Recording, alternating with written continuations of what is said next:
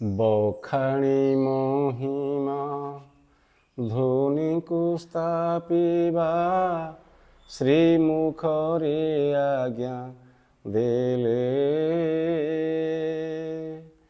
ଦାସ ପଣେ କିଣି ଅର୍ଦ୍ଧ ବାଟେ ଆଣି କିମ୍ପା ଏତେ ସରି କଲେ।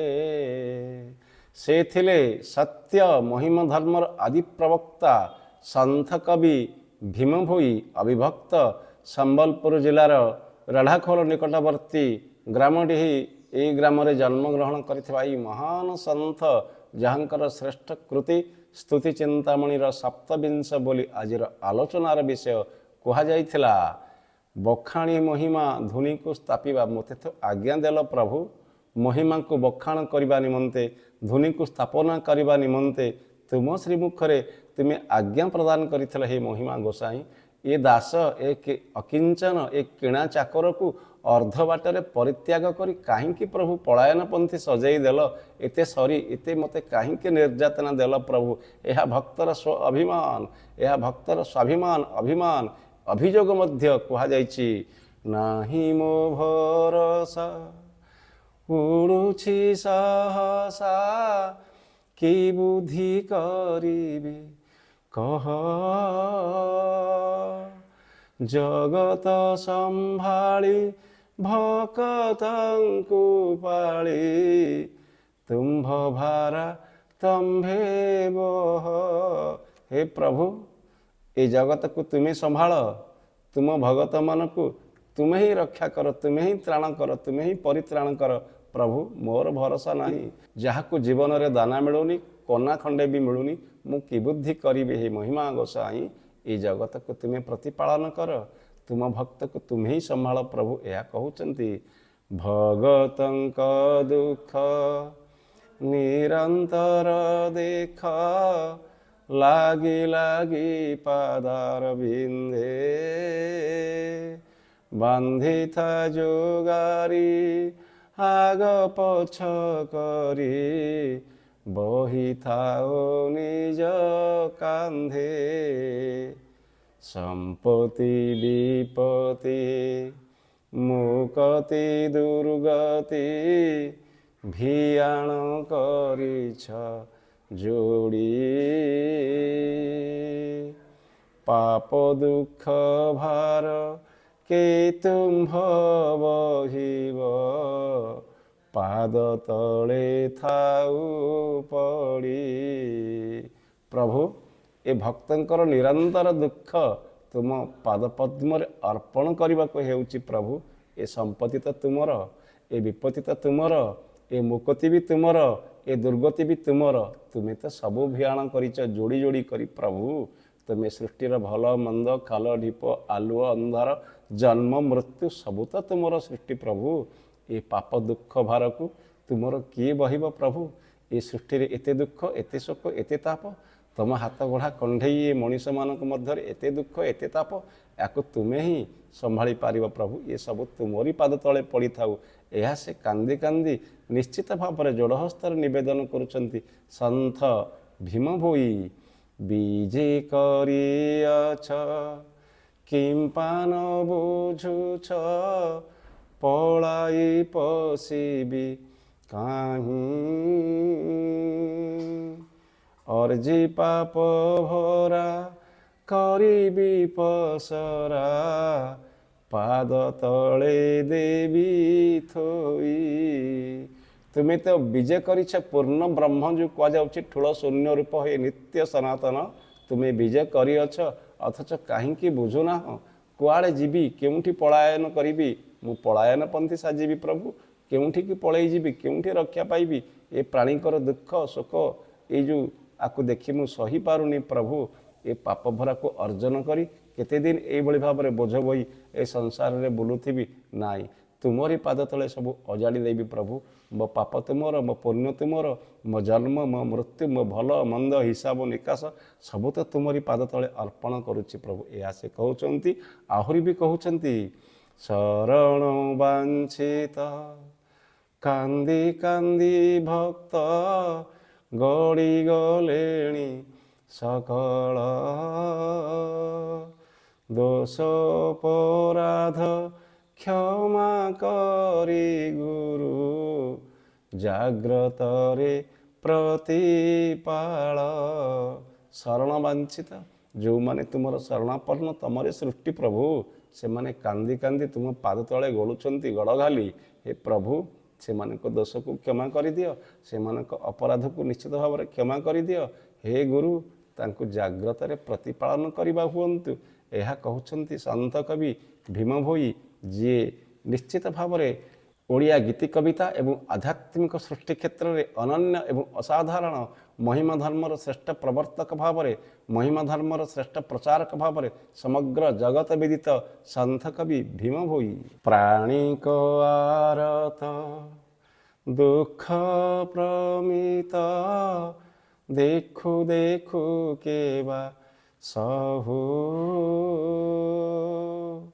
मो जीवन पछे नरके पड़ी थाऊ जगत उद्धार हेउ। प्राणीकर बहुत कष्ट ए सृष्टि रे तुम हाथ गढ़ा कंढई मानकर अपर्याप्त दुख अपरिसीम दुख प्रभु ताकू किए बा देखिकी धैर्य धरी सही पारिब किए से हृदयवान प्रभु। सतरे प्रभु मु निउछाली तुमको निवेदन करुछि मो जीवन को नरक को निय परंतु ए सृष्टि समस्त जगतवासी को उद्धार कर दियो प्रभु। तांको दुखरु पाप तिमिरु अंधकारु उद्धार करी पुण्यर मार्ग आड़क घेनी चलतु प्रभु। कारण ए जगतर दुख मु सहे करि पारुनी ए प्राणी मानकर कष्ट को मु धैर्य धरी देखि पारुनी प्रभु। समग्र विश्व साहित्यर विरल ए आध्यात्मिक चिंतन संत कवि भीम भोईंकर। जणाउछि मुझे भक्ति भाव रंजे आहे अणिमा अनंत तिनि ब्रह्मांड रे जेथे जीव छांति समस्ते तुम्भ भगत। मु जणाउछि प्रभु भक्ति भाव रे हे अणिमा अनंत निराकार ठोल शून्य रूप ये तीन ब्रह्मांड रे स्वर्ग मर्त्य एवं पाताल लोकरे जेथे अछंती समस्ते तो तुमर भक्त प्रभु। नवलक्ष तारा सुराट विराट ध्रुव लोक आदि जेते समस्ते तुम्भ पाद तले आश्रित ठोल शून्य परिजन्ते ठोल शून्य ठारू तही ऊपर को देखिल नहीं किछि अविकार ब्रह्म अनाम अरूप सिंधु प्राय पुरी अछि। ठोल शून्य रूप जो कहुच्छी नवलक्ष तारा पर्यंत सुराट विराट ध्रुवलोक ये सबू तो तुम पाद तले आश्रित प्रभु। ठोल ठारू शून्य रूप मु देखिली आगक तो किछि नाही अविकार जो कहुच्छी विकार नाही अविकार ब्रह्म अनाम जे नामहीन अरूप जे रूपहीन जे सिंधु समुद्र महोदधि प्राय विराजमान करिछ प्रभु। हे महिमा गोसाई पाद तले पड़ी से निश्चित भाव में कातर निवेदन करुचंती जगतर समस्त प्राणी को उद्धार कर अथच मते नर्कगामी कर। एभले त्याग एभले तितिक्षा निश्चित भाव में संत कवि भीम भोई व्यतीत आउ किए बा करि पारे।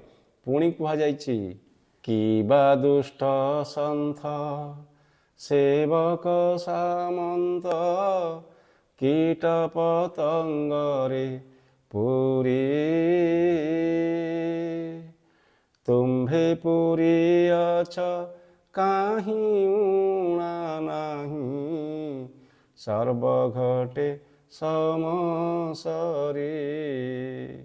तुम्हें दुष्टर तुम्हें शिष्टर तुम्हें शांतर तुम्हें अशांतर हे प्रभु तुम्हें कीट पतंग तरुतृण सबुरी देह विराजमान करिछ ତୁମେ କେଉଁଠି ବି ଊଣା ନାହ। ସମସ୍ତ ଘଟରେ ସମଭାବରେ ପରିପୂର୍ଣ୍ଣ ଭାବରେ ତୁମେ ରହିଅଛ ପ୍ରଭୁ। ମେଦିନୀ ପାଷାଣ କାଠ ତରୁ ତୃଣ ନିର୍ଜୀବରେ ଯେହୁ ଗଛି। ମୁଁ ଯେ ଜାଣୁଅଛି ମନର ଭିତରେ ଶବ୍ଦ ବ୍ରହ୍ମ ହେଲେ ଅଛି। ମୁଁ ଯେ ମୂର୍ଖ କବି ଭେଦ ମାର୍ଗେ ଜଗେ ତୁମ୍ଭ କରୁଣା ମାତର। ସମାନରେ ଦେଖି ସତ୍ୟ ଧର୍ମ ସାକ୍ଷୀ କରି ନ ପାରେ ଅନ୍ତର। ଏ ଜଗତ ପାଇଁ ମୁଁ ତ ମୂର୍ଖ କବିଟିଏ ପ୍ରଭୁ। ଏ ଜଗତ ଯଦି ତୁମରି ଆଜ୍ଞାରେ ମୋତେ କବି ବୋଲଉଛି ତଥାପି ମୁଁ ମୂର୍ଖଟିଏ। କୌଣସି ଆନୁଷ୍ଠାନିକ ଶିକ୍ଷା ଗ୍ରହଣ କରିବା ବ୍ୟତିରେକେ ମୁଁ ଭେଦ ମାର୍ଗରେ ତୁମର କରୁଣାଟିଏ, ତୁମର କୃପାବିନ୍ଦୁରୁ ଟିକିଏ କାଣିଚାଏ ପ୍ରଭୁ। ମୁଁ ସତ୍ୟକୁ ଦେଖେ, ସମସ୍ତ ଜଗତକୁ ତମରି ପରି ସମାନ ଚକ୍ଷୁରେ ଦେଖେ। ମୁଁ କାହାକୁ ଅନ୍ତର ପାତର କରିପାରେନି ପ୍ରଭୁ। ଏହା ତ ଧର୍ମକୁ ସାକ୍ଷୀ ରଖି କୁହାଯାଇପାରେ। ସତ୍ୟ ଧର୍ମ ଏସବୁ ସାକ୍ଷୀ ରଖି ମୁଁ କାହାକୁ ହିଁ ଅନ୍ତର କରିପାରେ ନାହିଁ।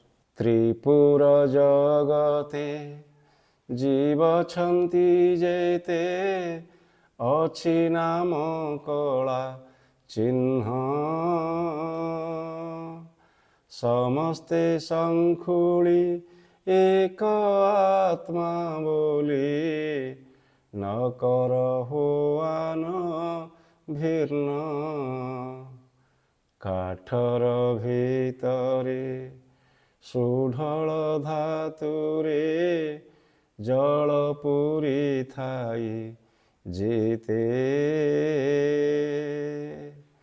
ପ୍ରାଣୀଙ୍କ ଅଙ୍ଗରେ ଜୀବ ପରମ ରୂପ ଫୁଟି ଦିଶୁଥାଇ ସେତେ।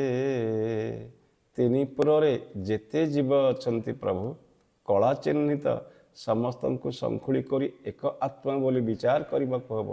କାହାକୁ ଭିନ୍ନ ଭିନ୍ନ କରିବାକୁ ହେବ ନାହିଁ। ଯେଭଳି ଭାବରେ କାଠର ସୁଢଳ ଧାତୁ ଭିତରେ ଜଳ ପରିପୂର୍ଣ୍ଣ ଭାବରେ ରହିଥାଏ ଏବଂ ପ୍ରାଣୀଙ୍କ ଅଙ୍ଗରେ ଜୀବ ଏଇଭଳି ଭାବରେ ଫୁଟି ଦିଶୁଥାଏ, ସତେ ଯେମିତି ପ୍ରତିବିମ୍ବଟିଏ ଜଳ ଭିତରେ।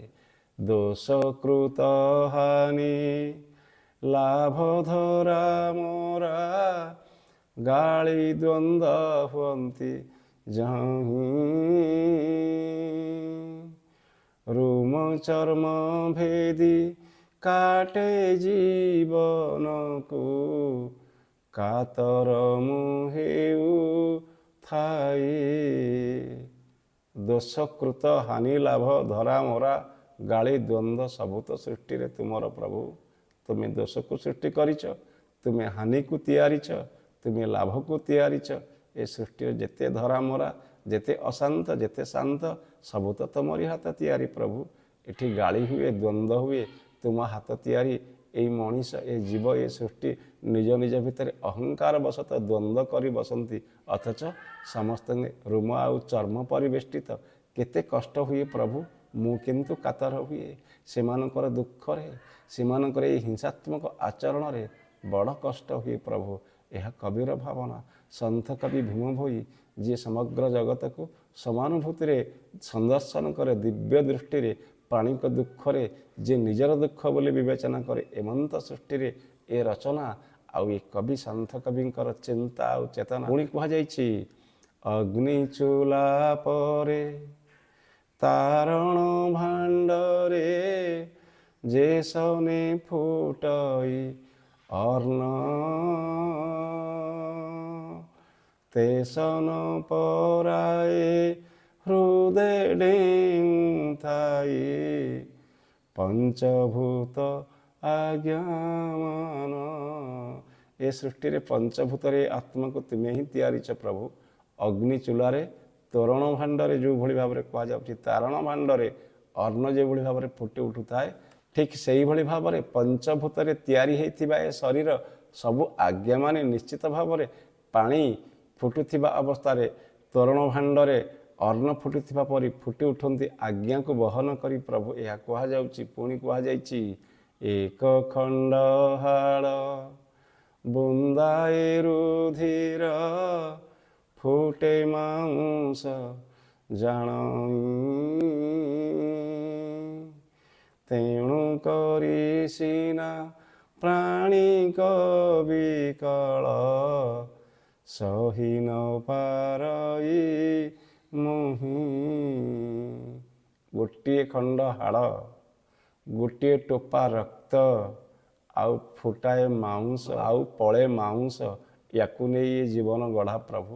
ତେଣୁ କେତେ କଷ୍ଟ ହୁଏ ଏ ଦେହରେ ଆଘାତ ହେଲେ, ଏ ଦେହରୁ ରକ୍ତ ଝରିଲେ, ଏ ଦେହ କ୍ଷତାକ୍ତ ହେଲେ। ତେଣୁକରି ବାରବାର ଚେତାବନୀ ଦେଇଛନ୍ତି, ବାରବାର ଅନୁରୋଧ କରିଛନ୍ତି, ବାରବାର ଅଭିଯୋଗ କରିଛନ୍ତି, ଅଭିମାନ କରିଛନ୍ତି ପ୍ରଭୁଙ୍କ ନିକଟରେ ସନ୍ଥ ଭୀମ ଭୋଇ। ତେଣୁକରି ସିନା ପ୍ରାଣୀଙ୍କ ବିକଳ ସହି ନ ପାରଇ ମୁହିଁ। ଏକା ଖଡ଼ଗରେ 10 ମୁଣ୍ଡ ଛିଡ଼ଇ ଭାରତ ଯୁଦ୍ଧେ ଆରେକ ଅଙ୍ଗକୁ ପାଦେ ପ୍ରହାରିଲେ ଏ ଅଙ୍ଗକୁ ମୋର ବାଧେ। ଗୋଟିଏ ସୁତୀକ୍ଷ୍ଣ ଖଣ୍ଡାରେ, ଧାରୁଆ ଖଣ୍ଡାରେ ମହାଭାରତ ଯୁଦ୍ଧରେ 10 ମୁଣ୍ଡ ଗଣ୍ଡିରୁ ଏକାବେଳକେ ଅଲଗା ହୋଇଯାଏ ପ୍ରଭୁ। ଅଥଚ କି କଷ୍ଟ! କିନ୍ତୁ ମୁଁ ଚର୍ମଚକ୍ଷୁରେ ଦେଖେ ଯେତେବେଳେ ଗୋଟିଏ ଛାତିକୁ ଅନ୍ୟ କେହି ଗୋଇଠାଟିଏ ମାରେ ଅନ୍ୟ ଏକ ମଣିଷକୁ, ସେତେବେଳେ ମୋ ଛାତିରେ କଣ୍ଟକ ବିଦ୍ଧ ହେଲା ଭଳି ଲାଗେ। ପ୍ରାଣୀଙ୍କର ଏ ଦୁଃଖକୁ ମୁଁ ସହିପାରେନି ପ୍ରଭୁ। କାହିଁକି ଏତେ କଷ୍ଟ ଦେଉଛ ତୁମ ହାତ ଗଢ଼ା ଜୀବଜନ୍ତୁଙ୍କୁ? ତେଣୁ ଅନ୍ୟର ଅଙ୍ଗକୁ ଗୋଟିଏ ପାଦ ପ୍ରହାର କଲେ ମୋ ଅଙ୍ଗକୁ ବହୁତ ବାଧେ ପ୍ରଭୁ। ମୋ କଷ୍ଟ ତୁମେ ଶୁଣ, ମୋ ଦୁଃଖ ତୁମେ ଜାଣ। ହେ ମହିମା ଗୋସାଇଁ, ଆତ୍ମା ଭଗତିରେ ଦୋଷା ଦୋଷ ହେଲେ ବଜ୍ର ପଡ଼ୁ ମୋ ମୁଣ୍ଡକୁ। କହେ ଭୀମ ଭୋଇ ବ୍ରହ୍ମ ଶାପ ଦେଇ ଜାଳି ଦିଅ ଏ ପିଣ୍ଡକୁ। ଯଦି କେବେ ଆତ୍ମଭକ୍ତିରେ ଅପରାଧ କରିଥାଏ, ହେ ପ୍ରଭୁ, ଯଦି ମୁଁ ଦୋଷ କରିଥାଏ, ଅପରାଧ କରିଥାଏ, ତାହେଲେ ମୋ ମୁଣ୍ଡରେ ବଜ୍ର ପକାଇ ଦିଅନ୍ତୁ ପ୍ରଭୁ। ଆଉ ମୁଁ ଭୀମ ଭୋଇ କହୁଛି, ମୋତେ ବ୍ରହ୍ମଶାପ ଦେଇ ମୋର ପିଣ୍ଡକୁ ଜାଳି ଦିଅନ୍ତୁ। ସୃଷ୍ଟିର ରକ୍ଷଣ ନିମନ୍ତେ, ପ୍ରାଣୀଙ୍କ କଷଣ ଦୂଷଣ ନିମନ୍ତେ ମୁଁ ସବୁ ବହନ କରିବା ପାଇଁ ପ୍ରସ୍ତୁତ ଅଛି। ଜଗତର ସମସ୍ତ ପାପ ମୋ ମୁଣ୍ଡ ଉପରେ କୁଢ଼େଇ ଦିଅ, ମୋତେ ବ୍ରହ୍ମଶାପ ଦିଅ, ମୋ ମୁଣ୍ଡ ଉପରେ ବଜ୍ରକୁ ପକାଇ ଦିଅ। ମୁଁ ସବୁଥିପାଇଁ ପ୍ରସ୍ତୁତ ପ୍ରଭୁ। ମୁଁ ଏ ସବୁ ପାଇଁ ପ୍ରସ୍ତୁତ ପ୍ରଭୁ। ମୋତେ ପ୍ରାଣୀଙ୍କ ଦୁଃଖ ଦେଖି ବଡ଼ ଅସହ୍ୟ ଲାଗୁଛି। ଏ ପ୍ରାଣୀଙ୍କର ଦୁଃଖକୁ ଦୂର କରନ୍ତୁ ହେ ଗୋସାଇଁ। ଏଇଭଳି ଭାବରେ ସେ ତାଙ୍କ ସ୍ତୁତି ଚିନ୍ତାମଣିର 27 ବଳିରେ ଚିନ୍ତନ କରିଛନ୍ତି, ଅଭିମାନ କରିଛନ୍ତି, ଅଭିଯୋଗ କରିଛନ୍ତି, ଆତ୍ମନିବେଦନ କରିଛନ୍ତି। ପ୍ରଭୁଙ୍କ ଚରଣ ତଳେ ବିଶ୍ୱ ସାହିତ୍ୟରେ ଏଭଳି ଆଧ୍ୟାତ୍ମିକ ଚିନ୍ତନ ନିଶ୍ଚିତ ଭାବରେ ବିରଳ। ସନ୍ଥ ଭୀମ ଭୋଇ ଯେଉଁଠି ଜନ୍ମଗ୍ରହଣ କରନ୍ତୁ ନା କାହିଁକି, ସେ ସମ୍ବଲପୁର ରେଢ଼ାଖୋଲର ଗ୍ରାମଡିହିର ସନ୍ଥ କବି ହେଇପାରନ୍ତି, ସେ ଢେଙ୍କାନାଳର ଜଟାସିଂହର ଅନାଦି ଗୁରୁଙ୍କ ଘରେ ଜନ୍ମଗ୍ରହଣ କରିପାରନ୍ତି, କିଛି ନାହିଁ। ସେ ଓଡ଼ିଶାର ସନ୍ଥ କବି ଭୀମ ଭୋଇ, ଆମର ଆଦର୍ଶ, ଆମର ପରମ ପୂଜ୍ୟ, ଯାହାଙ୍କୁ କୋଟି କୋଟି ପ୍ରଣାମ।